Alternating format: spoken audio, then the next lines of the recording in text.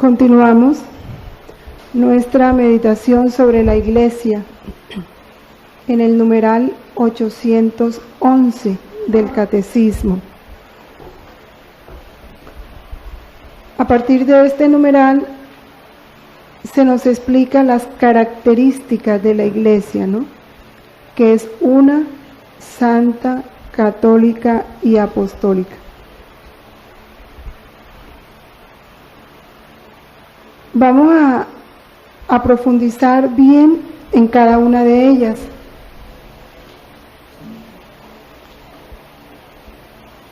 La Iglesia es una. Esa unidad de la Iglesia, ya todos sabemos de dónde proviene, ¿no? De la Trinidad. Porque la Iglesia es Cristo. Cristo es el Dios visible y ese Dios es uno y trino. La unidad de la Iglesia tiene su explicación esencial en el seno de la Santísima Trinidad. Estas características de la Iglesia, de ser una, católica y apostólica, no son de la Iglesia en sí misma. La Iglesia es una, es católica, es apostólica, porque la Iglesia es Cristo. Estas características brotan del mismo Jesús.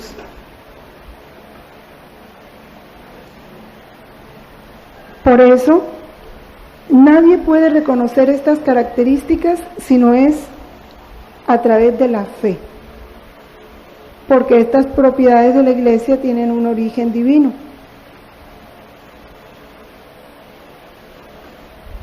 Entonces fíjense cómo, ¿se acuerdan al comienzo del catecismo cuando hablábamos de la fe, que se decía cómo nosotros debemos purificar nuestro lenguaje? Porque nuestro lenguaje tiene que expresar lo que creemos y muchas veces nuestro lenguaje no expresa lo que creemos. Se puede expresar en forma contraria. Preguntas como esta. Hablamos de esa fe, ¿no? Bueno, y entonces, ¿por qué la Iglesia no hace tal cosa? ¿Sí? ¿Por qué la Iglesia no explica? ¿Por qué la Iglesia no hace? Y todas esas preguntas es como si dijéramos, ¿por qué Cristo? ¿Sí? ¿Por qué Cristo? Porque si nosotros estamos viendo la unidad de la Iglesia es Cristo. La Iglesia es conducida por el Espíritu Santo. La Iglesia brotó del corazón del Padre, hecho visible en Cristo. Estamos interrogando a Dios.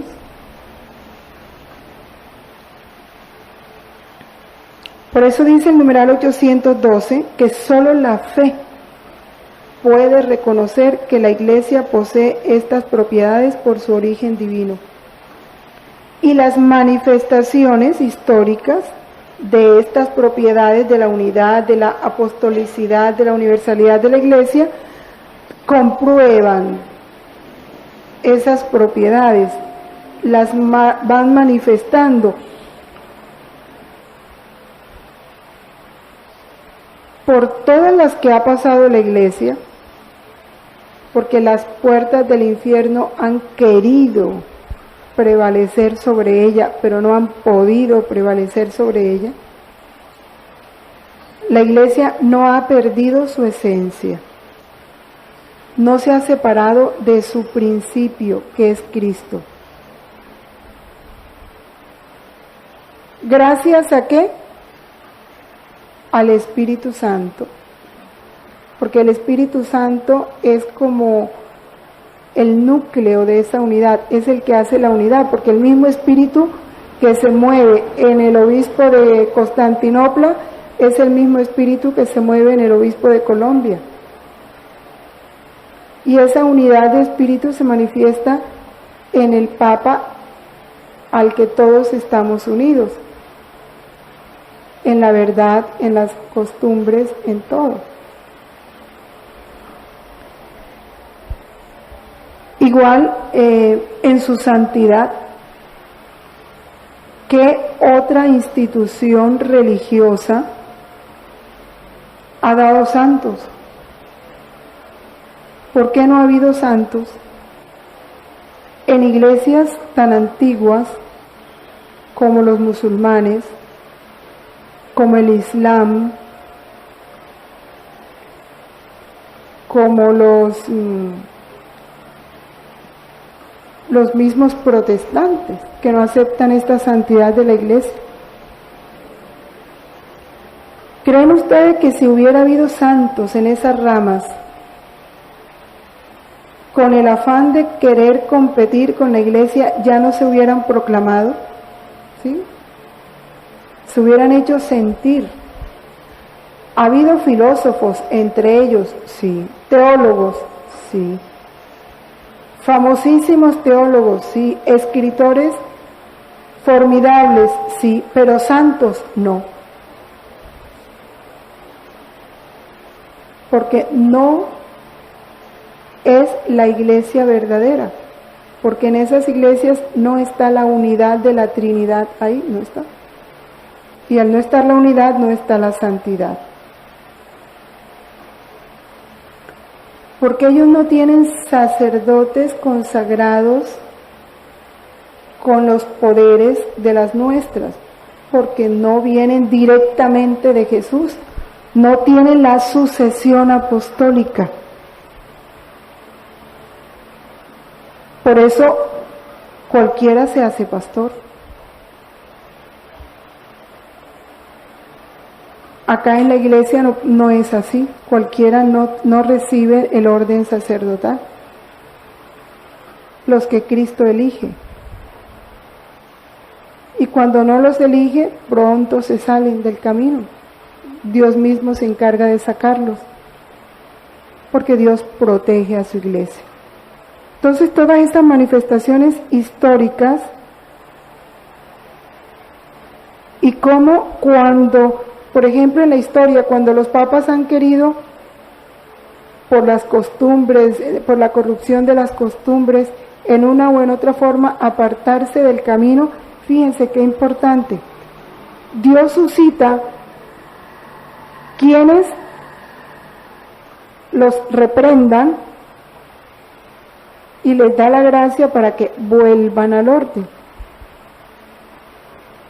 Nunca la iglesia se ha quedado en sus desviaciones, no, siempre Dios suscita para que vuelva al orden, permanentemente.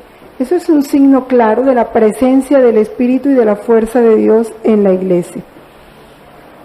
Entramos entonces a ver esa unidad. Ya lo habíamos dicho, está en la Trinidad. La iglesia es el cuerpo de Cristo. Es muy fácil entender la unidad, mirándola, contemplándola siempre así. Es el cuerpo de Cristo. En un cuerpo, Cristo es la cabeza, no lo olvidemos. En un cuerpo ¿nos es difícil entender la unidad? No. Porque cuando uno contempla un cuerpo, de una vez lo ve uno. Tú no haces diferencia de los ojos y las manos y los... No. Se llama Helga, se llama Enrique, se llama Julieta, se llama Elena. Es un cuerpo completico. No hay, la unidad es tan evidente que no hay ni que razonarla, ni que explicarla, nada, es uno. Con diversidad de miembros, Pero esa diversidad de miembros nunca va a contradecir la unidad, jamás. Y cada miembro tiene características totalmente particulares, propias y diferentes a las de los otros. No hay dos miembros iguales, pero no contradicen la unidad. Porque ¿qué es lo que hace la unidad del cuerpo? Pongámonos a pensar, ¿qué hace la unidad del cuerpo? La vinculación íntima que tienen los miembros entre sí, ¿o no? Claro. Es una misma sangre la que circula por todos. Son unos mismos nervios, un mismo sistema nervioso, de manera que lo de aquí afecta al pie. Hay una unidad perfecta entre todos ellos. Bueno, ¿por qué los ojos lloran cuando recibes un golpe fuerte? No en el ojo. Por la unidad, ¿no?, de todo ese sistema. Esto que se da en el cuerpo físico, cuerpo humano, exactamente se da en el cuerpo de Cristo, que es la iglesia. Igual. Porque no por ser místico deja de ser un cuerpo real. El cuerpo humano tiene un alma, que es la que le da vida a todo el cuerpo. Tan es así que ¿qué es la muerte? La separación del alma y del cuerpo. Cuando ya el alma sale del cuerpo, ¿cómo queda el cuerpo? Sin vida, sin calor, sin movimiento.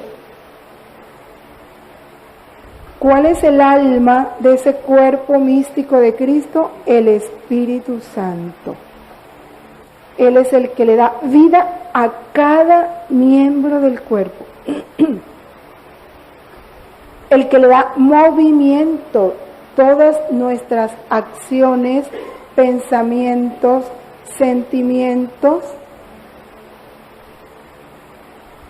son fruto de ese movimiento único del Espíritu Santo, que está recorriendo permanentemente por todo ese cuerpo y animándolo y dándole vida.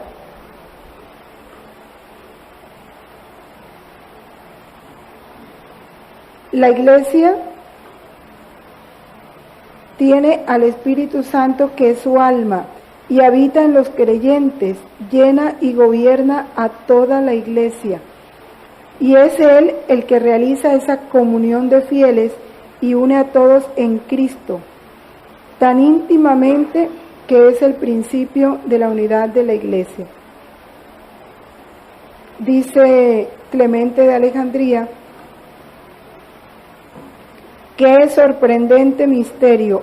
Hay un solo Padre del universo, un solo Logos, o palabra, ¿no?, del universo, y también un solo Espíritu Santo, idéntico en todas partes. No es diferente el Espíritu Santo del Papa, el que tiene el Papa, al que tiene un niño de 5 años. Es el mismito, con la misma potencia, infinita. Lo que pasa es que el Espíritu Santo en el Papa realiza unas operaciones propias de su misión, y en el niño de 4 años realiza otras operaciones propias de su misión, así como el alma produce en el cerebro unas operaciones muy distintas a las que produce en los dedos del pie. ¿Sí? Todo el movimiento que es diferente porque cada uno tiene una misión propia, y de acuerdo a la misión, entonces se produce ese movimiento y se realizan esas operaciones. De igual manera en la iglesia.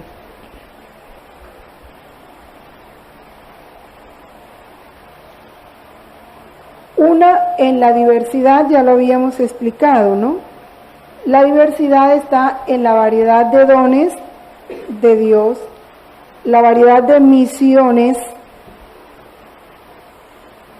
tantas misiones cuantos hijos tiene Dios, cuantos miembros tiene la iglesia. Pero eso no rompe la unidad. ¿Por qué las iglesias africanas, una parroquia africana, tiene de pronto costumbres diferentes, modos diferentes, lengua diferente, y una parroquia colombiana totalmente distinta?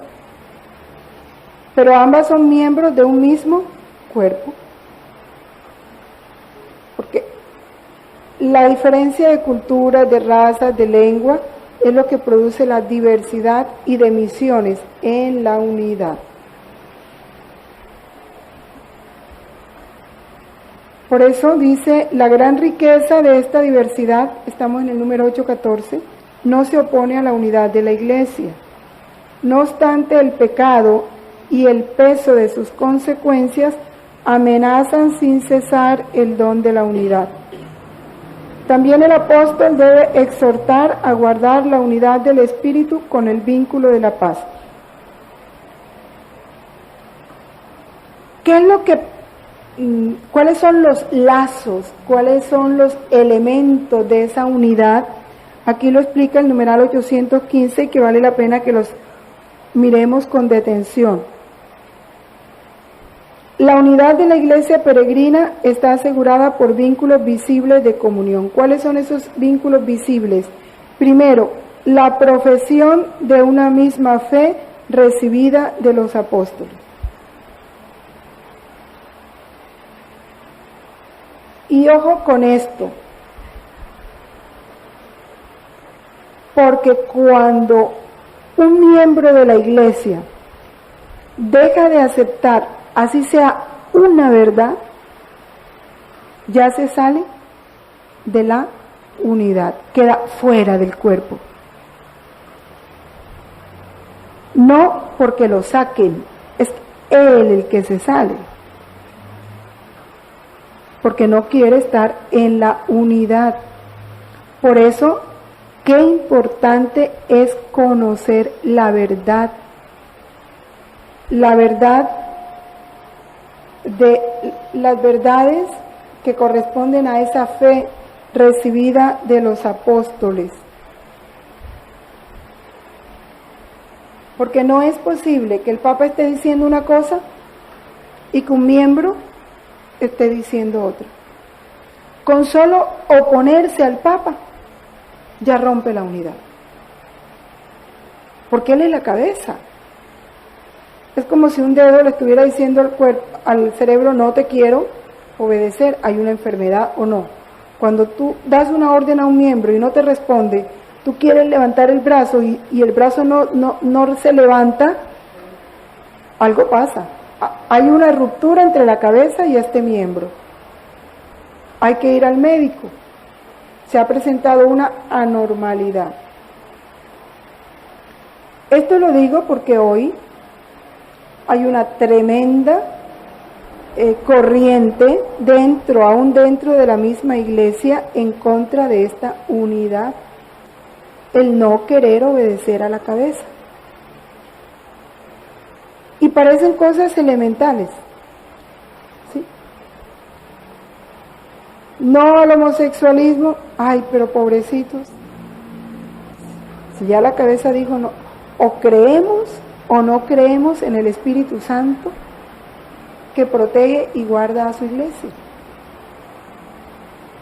Ahora el Papa está hablando fuerte en razón de la unidad del matrimonio. Y dijo, hay que poner freno a la facilidad con que se está dando la nulidad de los matrimonios. Dijo, eso no puede ser así. La nulidad de los matrimonios no debe darse tan fácil, y está poniendo sus puntos. Ahí le toca, porque entonces ¿dónde quedó la palabra de Cristo? Si tan fácilmente ahorita se va dando una nulidad de un matrimonio, entonces está destruyendo la verdad. Y esa verdad única a la que todos obedecemos, eso va dando la unidad. Pero si en Roma hay una verdad y luego cada uno tiene la libertad de decir si él lo considera como verdad o no, estamos muy mal. Entonces no puedes decir que tienes fe, no puedes decir que tienes fe católica, no puedes decir creo en la iglesia. ¿Cómo vamos a recitar el credo? ¿Con qué cara le vamos a decir a Dios creo en la iglesia que es una santa católica, cuando yo con mis actitudes estoy diciendo que no creo en esa unidad porque ellos dicen una cosa pero yo pienso otra? Y esto ahorita eso a mí me encanta porque el Espíritu Santo se ve que está dando fuerte. En todas las noticias de la iglesia se están pronunciando fuerte contra los políticos católicos que apoyan todo lo que va en contra de la verdad de la iglesia. Y ahí en Argentina creo es donde le pusieron a una senadora, el obispo le dijo o actúa en favor de la iglesia, de las verdades de la iglesia, o no se declare católica. Igual dijo el Papa a los políticos de Colombia. Públicamente tienen que defender todo lo que la iglesia defiende y rechazar todo lo que públicamente, así lo dijeron, tienen que hacer expresión pública, que todo el país sepa cuál es el pensamiento de ustedes. Eso es lo que va a dar la unidad. Pero ¿cómo así que es católico? Iba a misa y apoya a los obispos y luego en el Senado aprueba la ley del divorcio, aprueba la ley del aborto, defiende el homosexualismo. ¿En qué estamos? Sí, eso no. Entonces es como quien dice, bueno, o eres católico o no eres católico, o perteneces al cuerpo de la iglesia o te sales. Por lo menos que todo el mundo sepa que no perteneces, haces menos daño. Y entonces cada uno se va definiendo. De ahí la importancia de conocer, de irnos unificando. Es como si dijera, el Papa habló, ¿qué dice? ¿Qué dice? Para nosotros unirnos enseguida a esa verdad. Para las que tienen internet, hay un noticiero CENI que va comunicando permanentemente todas esas noticias de la iglesia y es muy interesante porque te mantiene muy actualizada de todos los pasos que está dando la iglesia. Otro vínculo de esta unidad es la celebración común del culto divino, sobre todo de los sacramentos. Celebración común.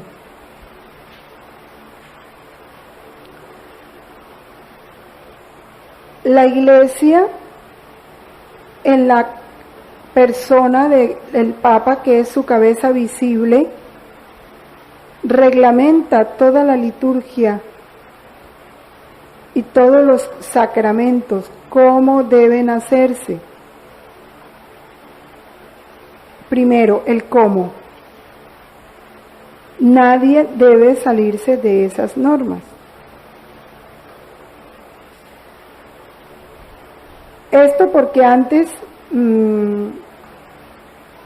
fulanito de tal, llámese médico, presidente, senador, representante a la Cámara o cualquier puesto importante, alcalde, quería que su hijo fuera bautizado en su finca y entonces pagaba y le iban a bautizar el hijo a su finca. El otro quería que el matrimonio de su hija se celebrara en el teatro tal y había que ir a celebrárselo al teatro tal. Dijo el Papa, no. Todo sacramento es vida de la iglesia, pertenece a la vida de la comunidad de la iglesia y debe celebrarse en el templo, público. públicamente dentro de una Eucaristía, porque brotan de ahí, del mismo Cristo. No se deben celebrar fuera. Ya está reglamentado. Y eso hay que vivirlo así. ¿Por qué? Porque es una celebración común, comunitaria. Ningún sacramento es una celebración particular, sino comunitaria. Todavía a algunos cuesta esta obediencia a la unidad. Todavía por ahí se solicitan particularismos, pero no deben hacerse. Entonces, un católico que ama esta unidad de la Iglesia, acoge con docilidad y con amor todo esto.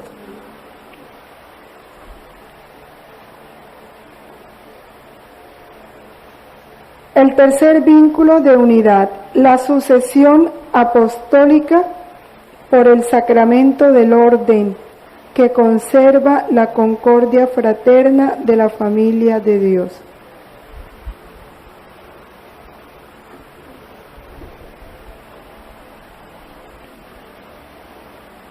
Por eso, fíjense, es que en la Iglesia hay un orden perfecto. Nadie puede ser papa si no sale de la misma Iglesia, que son todos los obispos, los cardenales, los cardenales en comunidad, que es el cónclave. Ahí el Espíritu Santo, donde 2 o 3 se reúnen en mi nombre, allí estoy yo en medio de ellos. Y allí el Espíritu Santo procede, porque el que elige el Papa no son los cardenales, ellos son los instrumentos, pero quien elige al Papa es Dios, a través de la acción de su Espíritu en los instrumentos que por razón de su oficio deben elegirlo. Ese miembro de la Iglesia que es la cabeza, el Papa, es el que por la acción del Espíritu Santo elige los obispos. El Papa es el que nombra a los obispos. Cada país le manda una terna, escoge cada diócesis sacerdotes que el obispo considere que pueden ser obispos, pero quien designa el obispo es el Papa. Él es el que aprueba y dice después de escuchar todos los informes, y se va dando la unidad, ¿no? Ahora, cada obispo en su diócesis, porque cada obispo es representante del Papa, es un delegado del Papa en la diócesis, ese obispo es el que decide quién puede ser consagrado sacerdote o no, quién puede recibir el sacramento del orden y quién no. Y él personalmente los examina y decide. Entonces fíjense la sucesión que se va dando, ¿no? El Papa consagra,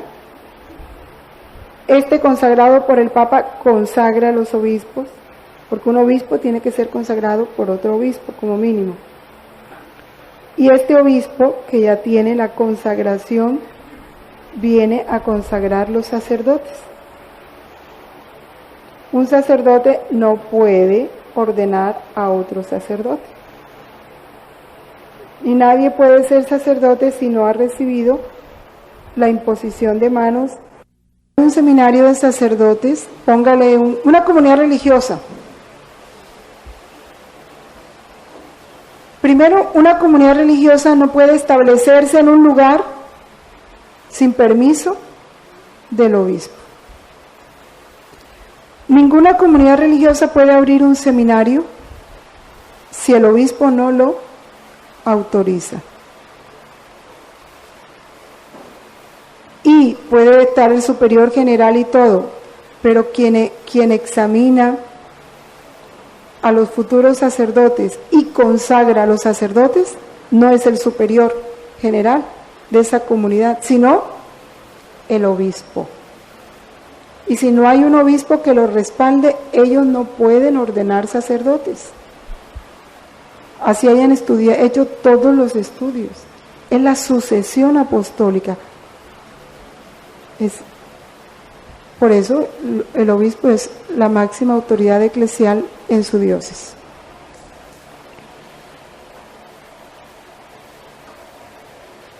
Esta unidad se remonta desde que cuando Cristo le dijo a Pedro, tú eres Pedro, y sobre esta piedra edificaré mi iglesia.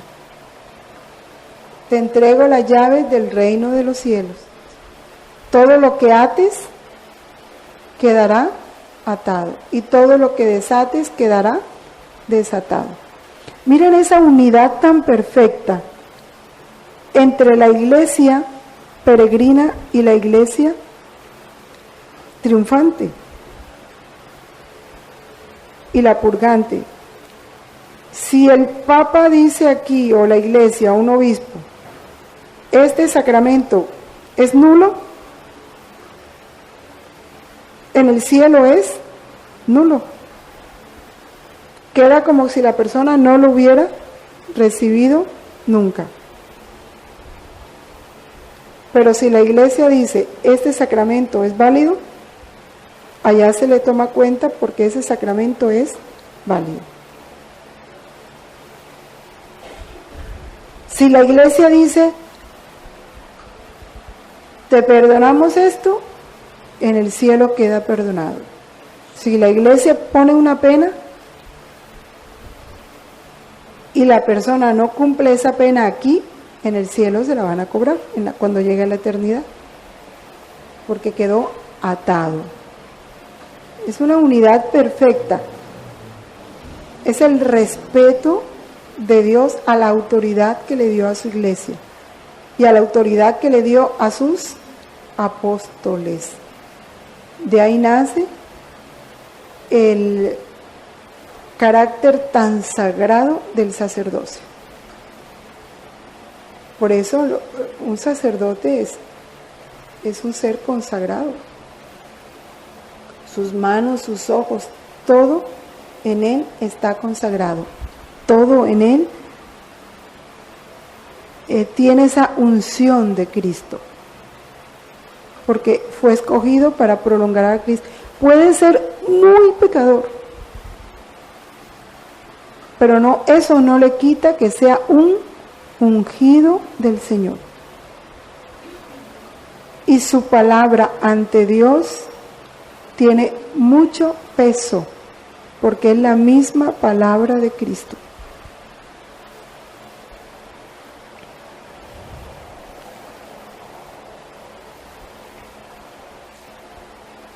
La iglesia, que está ordenada como sociedad,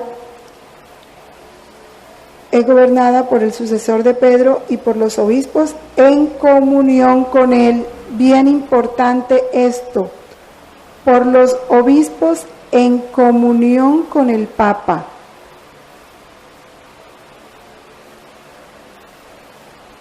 De manera que si un obispo, uno empieza a ver o a escuchar que está en línea contraria al Papa, ya no está en la unidad.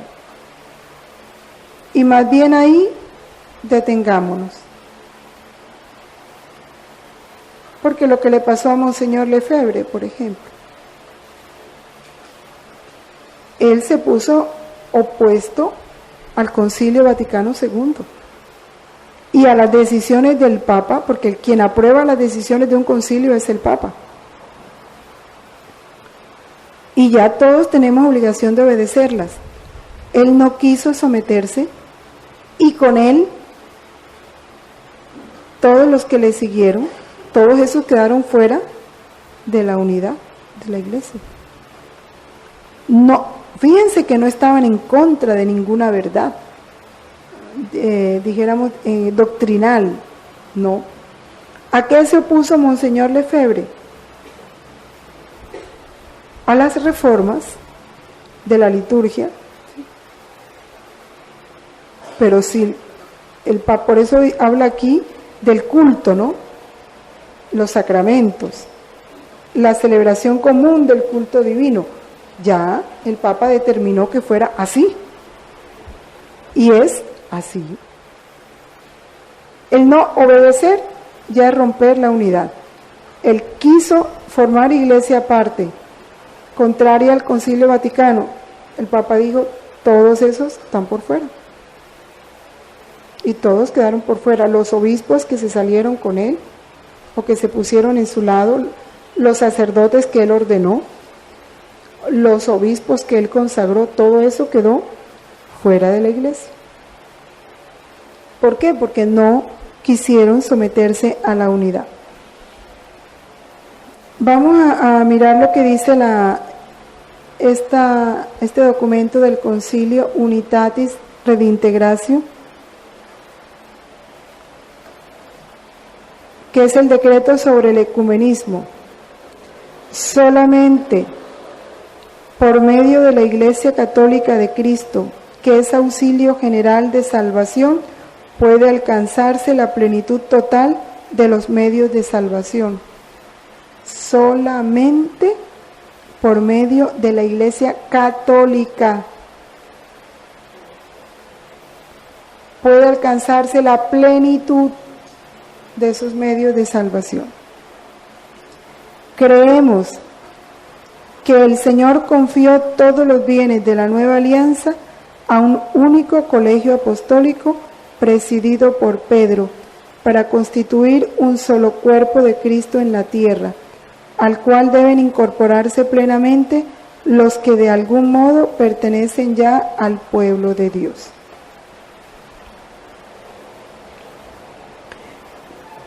Esta unidad de la Iglesia ha tenido sus heridas muy fuertes. Vamos a ver cuáles son. Primera,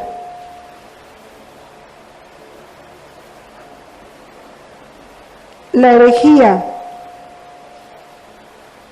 ¿Qué es la herejía?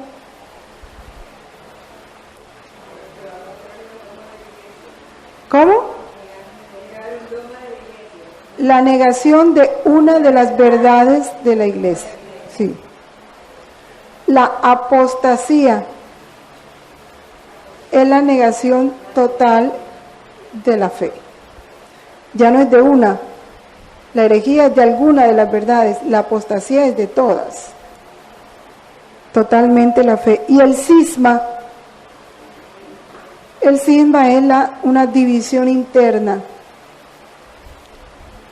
que a lo largo de la historia se ha producido cisma frente al Papa, unos que quieren obedecer al Papa y otros no. Entonces vienen los ortodoxos. Otro que han opuesto la unidad es cuando los herejes que niegan algunas verdades, el caso del protestantismo. El protestantismo ha creado divisiones dentro de la Iglesia, porque ellos no solo no obedecen al Papa, sino que también niegan varias verdades de la fe católica. Entonces producen esas divisiones. Todas estas cosas no se producen sin el pecado de los hombres. Es fruto del pecado. Orígenes lo dice: donde hay pecados, allí hay desunión, cismas, herejías, discusiones. Pero donde hay virtud, allí hay unión, de donde resultaba que todos los creyentes tenían un solo corazón y una sola alma.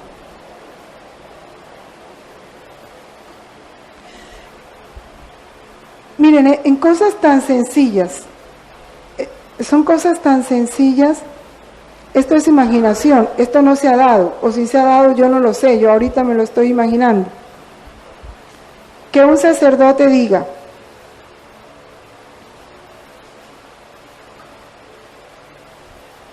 en nuestra parroquia no se está respetando la presencia de Jesús en la Eucaristía, por lo tanto en los sacramentos. De ahora en adelante, toda persona que en el templo tenga una presentación o un comportamiento que lastime, ¿sí?, que sea indigno de Dios, se sale del templo y no recibe los sacramentos. Yo no le doy los sacramentos. ¿Ya? Lo escribe cuando van los padrinos y todos, lo advierte. Llegó el momento, llegó una novia muy mal vestida y él le dice no, o se cambia de vestido o no la caso. Igual en los bautismos, se les quedó la fiesta arreglada, pero no los bautizó, no bautizó al niño porque llegaron tarde, porque llegaron muy mal vestidos los padres y padrinos. Igual las primeras comuniones, pónganle, imagínense qué pasa. División en la parroquia, cartas al obispo, cambien ese padre. Y se divide la parroquia, unos a favor, otros en contra. ¿Eso es fruto de qué? Del pecado. Porque el sacerdote está haciendo lo que tiene que hacer, pero los otros no quieren cambiar, ¿sí? Quieren mantener una fe a su amaño, a su acomodo, una fe que no les exija, una fe que los deje hacer lo que les dé la gana. Eso es pecado, pero no se ve el pecado. Lo que se ve es lo otro, la exigencia, la, entre comillas, injusticia. Ojalá eso se diera, yo no sé si está, pero ojalá eso se diera. ¿Por qué? Porque somos o no somos, ¿verdad? Por eso dice, donde hay virtud, hay unión. Sí, padre, tiene razón, yo me voy a estar pendiente de que las cosas se den como se deben dar. Los que nacen en las comunidades donde ha habido rupturas y son instruidos en la fe de Cristo no pueden ser acusados del pecado de la separación de la Iglesia Católica. La Iglesia Católica de la separación, y la Iglesia Católica los abraza con respeto y amor fraternos. Justificados por la fe en el bautismo, se han incorporado a Cristo. Por tanto, con todo derecho se honran con el nombre de cristianos y son reconocidos con razón por los hijos de la Iglesia Católica como hermanos en el Señor. Es el caso de los que nacen en familias que no son católicas. La Iglesia no puede negarle la incorporación a la Iglesia a un hijo de protestantes, ¿sí?, o a un hijo de musulmán, ¿no? Así la familia no sea católica, tiene que acogerlos. Y tampoco puede rechazar a los protestantes, no, son hermanos, son cristianos, porque creen en Cristo. Ahora, no forman parte de esta unidad, ese es el dolor, pero ese es el trabajo que el Papa ahorita está impulsando en esa unidad. Dios, si el Papa lo está haciendo es porque el Espíritu Santo ya está trabajando y se va a ir dando poco a poco. Por eso dice que no pueden ser acusados, pues que un niño que nace en una familia protestante o en un país protestante, ¿qué se va a acusar si él personalmente no provocó ninguna ruptura? Fue criado en esa fe. Por eso la Iglesia está buscando el acercamiento, porque a la larga, los que ahora existen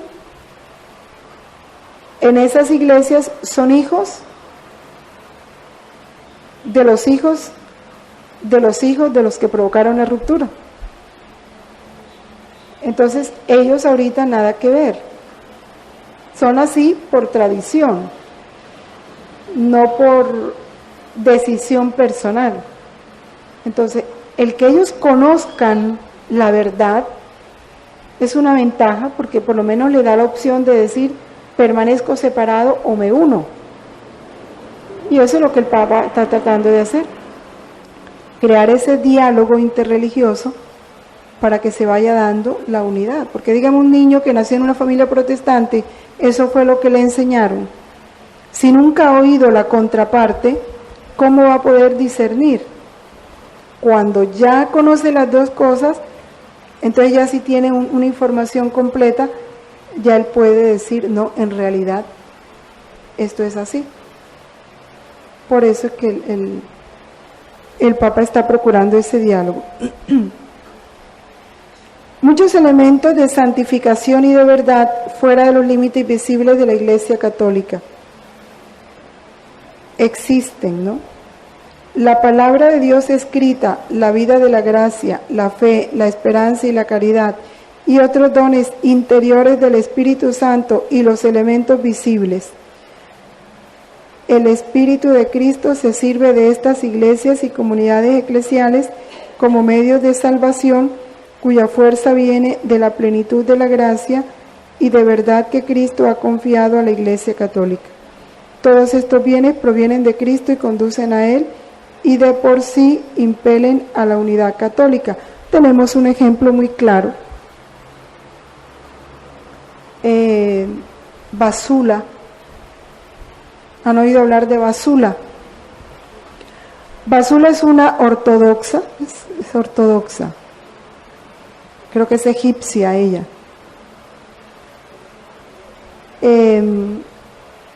No conozco datos así muy concretos de su biografía, pero sé que es ortodoxa, no pertenece a la Iglesia Católica. Ella empieza a recibir unas revelaciones, todas dirigidas a la unidad de la Iglesia. Y parece, bueno, estaba así porque seguía ortodoxa, pero todo el mundo esperaba que llegara el momento en que ella se hiciera católica, porque era la Virgen, ¿no? Creo que la Virgen la que se le hacía las revelaciones a ella. Hace poco supe que ya se había hecho católica. Es que ese tiene que ser el fin. No puede ella estar recibiendo si las manifestaciones de la Virgen son verdaderas, el fin es que ella se haga católica y arrastre detrás de sí a muchos ortodoxos a hacerse católicos. No es para que siga ortodoxa. Entonces es lo que dice esto, ¿no? Es lo que dice este numeral 819, que existen muchos elementos de santificación y de verdad fuera de los límites visibles, ¿ah? Visibles. Si la Virgen llega a una persona de esas, es porque ella en su corazón ya estaba dentro, ¿o no? Estaba dispuesta a esa verdad plena. Entonces Dios se vale esos límites invisibles, Dios los hace visibles. Y escogió a una ortodoxa para que nos diéramos cuenta cómo entre ellos hay muchos que están viviendo el espíritu de la Iglesia Católica y que externamente no lo han hecho así porque no han tenido la oportunidad. Dios les da la oportunidad y dan el paso. Entonces, todo elemento de santidad y de verdad que esté fuera de la Iglesia Católica termina haciéndose católico. Tiene que terminar dentro de la Iglesia. Hay un programa en EWTN de regreso a casa. Bueno, escuchando todo eso uno se da cuenta que son personas que han llevado una vida de santidad, ¿o no? Sí, fuera de la Iglesia. y el Espíritu los empuja hacia la iglesia, porque ese es el fin. Por eso dice, todos estos bienes provienen de Cristo y conducen a Él y de por sí impelen a la unidad católica. Eso es claro. Y esto es lo que el Papa está impulsando. Vamos a leer en el volumen 2, el capítulo 7,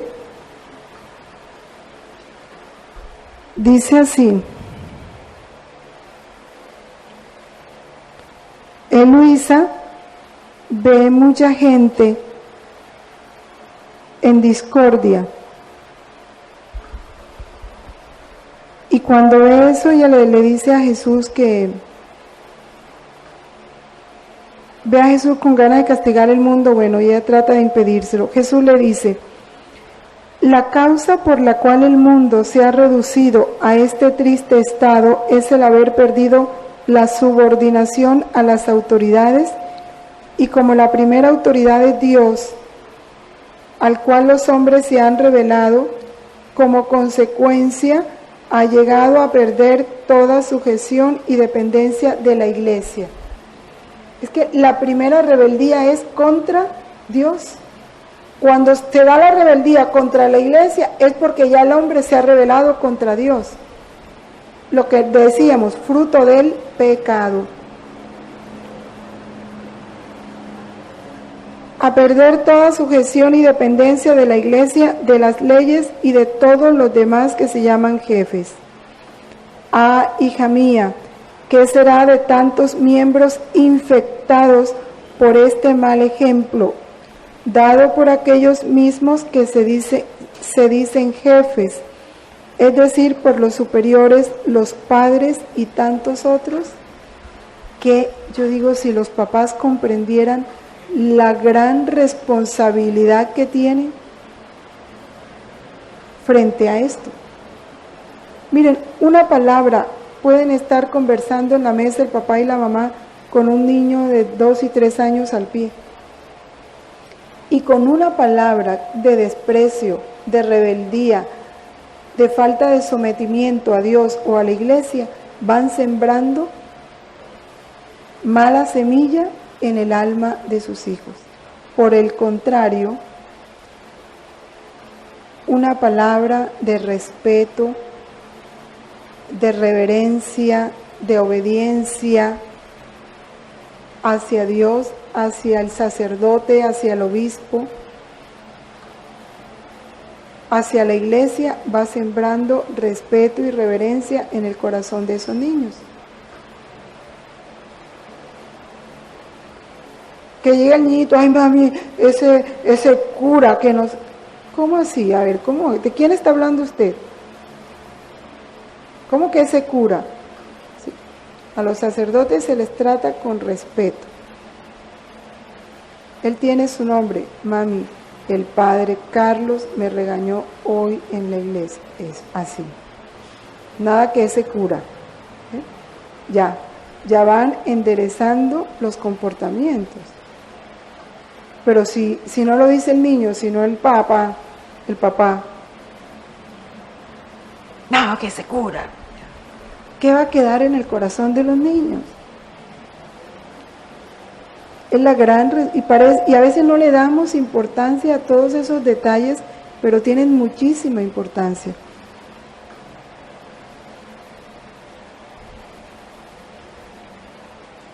Tantos miembros infectados por este mal ejemplo, dado por aquellos mismos que se dicen jefes, por los superiores, los padres y tantos otros, llegarán a tanto que no se conocerán ya ni padres, ni hermanos, ni rey, ni príncipes. Estos miembros serán como muchas víboras que se envenenan mutuamente. ¡Qué horror! Por esto mira cuán necesarios son los castigos en estos tiempos, y que la muerte casi destruya a esta raza de gente, para que los pocos que queden aprendan a expensas de los otros a ser humildes y obedientes. de manera que déjame obrar, no quieras impedirme que castigue a las gentes. Para que veamos lo que es la iglesia, ¿no? Caminando hacia esta unidad,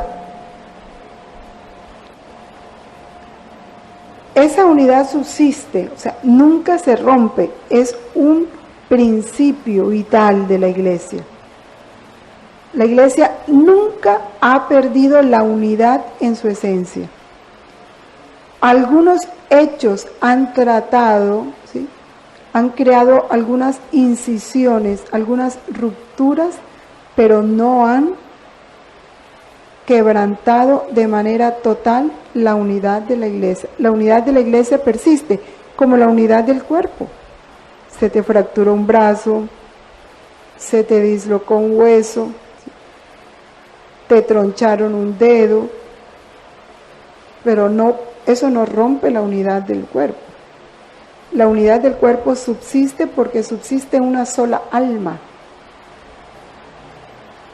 Entonces no, todas esas hechos de la historia no es que hayan destruido la unidad, no, han tratado, han creado unas rupturas, pero no la han quebrantado totalmente. Va creciendo hasta la consumación de los tiempos. Cristo da permanentemente a su iglesia el don de la unidad. Lo da permanentemente. Pero la iglesia debe orar y trabajar siempre para mantener, reforzar y perfeccionar la unidad que Cristo quiere para ella.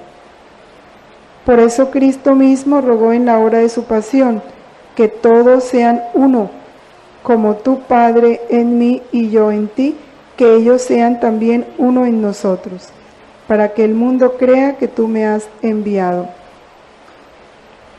Esta unidad es un don de Cristo y un llamamiento del Espíritu.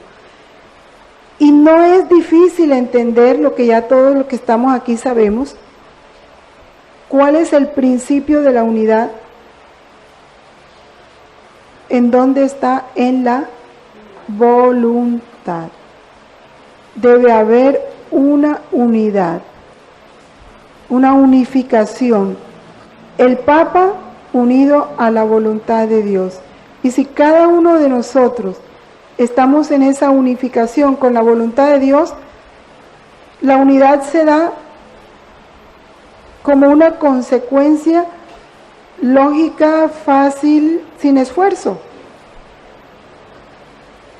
Porque si nosotros obedecemos la verdad, venga de quien venga, se da la unidad, ¿verdad? No tendrá el obispo que hacer grandes esfuerzos porque los hijos de la divina voluntad, que deben ser todos los bautizados, tengan, ¿sí?, logremos esa unidad. No, eso se va dando tan sencillo en el día a día, de una manera espontánea, voluntaria, porque está en el corazón. Está en el corazón. Cuando hay que hacer esos grandes esfuerzos de unidad, porque ha habido rupturas muy grandes y el hombre está muy lejos de Dios.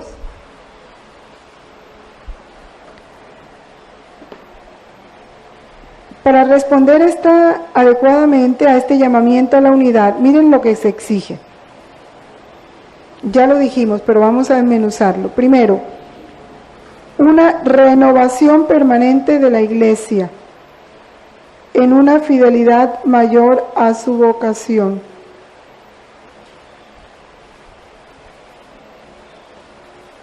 Qué interesante es esto, qué bueno que todos los movimientos que existen en la iglesia meditaran este punto. Renovación permanente en una fidelidad mayor a su vocación. ¿Cuál es la vocación de la iglesia?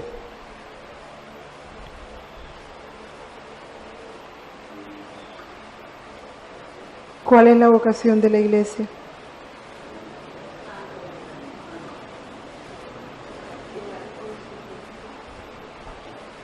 alcanzar la estatura perfecta de Cristo. La iglesia camina a expresar en toda ella el esplendor de un Cristo, ¿sí?, santo, resucitado, glorioso. Ese es el fin de la iglesia, ¿sí? La glorificación de toda ella, ¿no?, hasta que seamos todos recapitulados en Cristo. Alcanzar la estatura perfecta de Cristo. El Cristo total. Ese es. Que cada miembro sea un Cristo perfecto. Esa es la vocación. Ahora, ¿a dónde debe caminar cada grupo, cada movimiento de la iglesia? A eso. ¿Cuál debe ser la tarea de cada grupo juvenil, grupo apostólico, infancia misionera, acción católica? ¿Cuál debe ser el fin? Ser santos. Y si van a trabajar con otros grupos, es para que esos otros grupos sean santos. Esa es la vocación. La vocación de la iglesia es la santidad de cada uno de sus miembros. Alcanzar la perfecta estatura de Cristo. Por eso, la renovación de la iglesia debe ir en torno a eso. Si no, estamos fuera del llamado que Dios ha hecho. Y ese es el dolor, que mucho trabajo en la iglesia es puramente social, horizontal. Si se habla de caridad, se habla de pobres, se habla de justicia, pero no a Dios.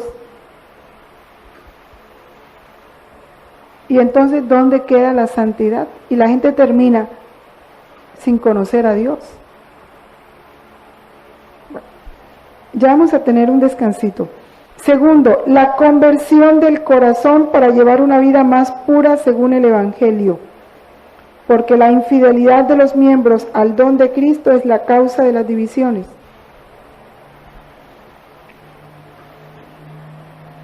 Ahí no hay nada que explicar.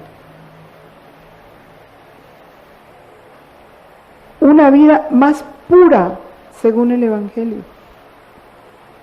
Nos hemos acostumbrado a un evangelio, al conocimiento de un evangelio puramente intelectual. Y se escucha y se escucha y se escucha el evangelio, pero alguna vez se detiene para pensar, ¿cómo hago vida este evangelio en mí? Porque hablo en general, o meditamos o se escucha el evangelio para empezar a decir, es que la gente, es que esto, pero nunca hay una personalización del evangelio. O sencillamente lo escucho como escuchar un hecho histórico. Ah, sí, hoy el evangelio fue de cuando Jesús le dio vista a un ciego. Algo que pasó. Escuchaste la historia, ¿ya? Y ahí quedó. Y mucha gente conoce todos los milagros que Jesús hizo, todas las parábolas que Jesús hizo, pero ¿iluminaron tu vida? ¿Transformaron tu vida? ¿O resbalaron por tu vida? Tercero, la oración en común. Porque esta conversión del corazón y santidad de vida, junto con las oraciones privadas y públicas por la unidad de los cristianos, deben considerarse como el alma de todo el movimiento ecuménico y pueden llamarse con razón ecumenismo espiritual. ¿Qué más perfecta oración por la unidad de los cristianos que el Padre Nuestro? Es que saber que el Padre Nuestro, Cristo se pone a la cabeza. Cada que cualquier miembro reza el Padre Nuestro, Cristo está a la cabeza diciéndolo con él, para que el Padre escuche la voz de su Hijo. Santificado sea tu nombre en todos los miembros. Hágase tu voluntad, solo tu voluntad, gran principio de unidad. Venga a tu reino, ¿qué más? Si Dios es el único rey, ¿no habrá unidad? Claro. Serán los criterios de Dios, el pensamiento de Dios, la verdad de Dios.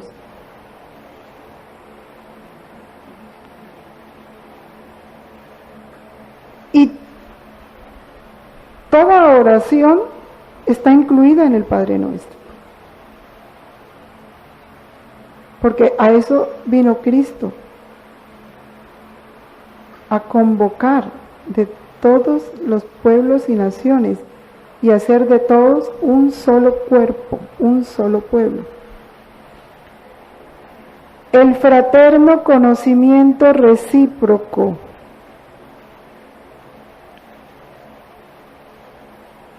Y esto no es que, entonces yo como ya hay internet me tengo que escribir con los de la China, con los del Japón y con los de África. Para estar unido con ellos, no. Si yo sé que formo parte de un cuerpo y en la Conchinchina está un miembro de ese cuerpo al cual yo pertenezco y que es uno conmigo, si yo tengo esa conciencia de unidad, debo amar tanto al más perverso o al más desconocido como amo al que vive conmigo en mi casa. Por eso dice el Padre, y tiene una gran razón, y ojalá nosotros eso lo meditemos. Si tú no amas todavía a Hitler, a ver uno de los que hay ahora, Tiro Fijo,